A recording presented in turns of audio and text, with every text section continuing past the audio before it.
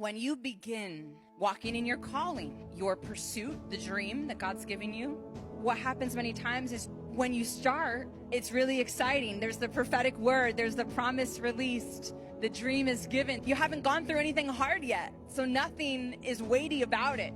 You're flying. But when you say yes to God, the next step is the refining, so you can be able to handle this promise that God is going to release to you.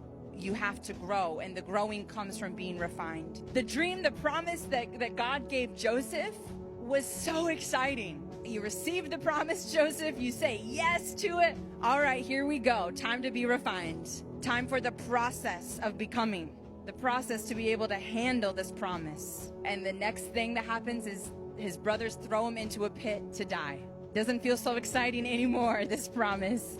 But it is just as exciting. In fact, he's closer to reaching the promised land than he was prior to being thrown in the pit. You need to have grace for yourselves. When you're in the pit, don't feel bad that you don't naturally feel so excited. Don't get down on yourself that, oh, I've lost my fire. I don't think God's proud of me in my heart because I don't feel naturally excited. God is proud of you for the things you've gone through, for the things you've passed through. You've gone through a lot. You've gone through persecution. You've gone through refining fire. It's not easy. It's not going to bring natural excitement, natural fire.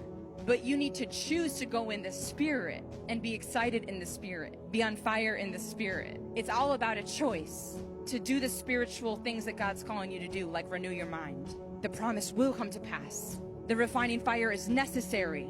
The refining fire is God's will. To be in this pit right now is God's will. There's no other place I'd rather be. So instead of complaining, woe is me, life was so much better in the beginning when I first received this dream, I wish I was back there. You've moved forward. Why do you want to go back? That's not God's will. You're in God's will now. So renewing your mind. And I'm not saying that's going to make you jump out of your britches with excitement. I'm not saying it's going to make you feel all this fire, but you, by renewing your mind, you in the spiritual realm are on fire. Are excited in the Spirit, because to be on fire in the Spirit, to be excited in the Spirit is simply living the truth, choosing to live the spiritual truth, choosing to only accept the good report, God's report, and nothing else. It is time to be stronger than your beginning.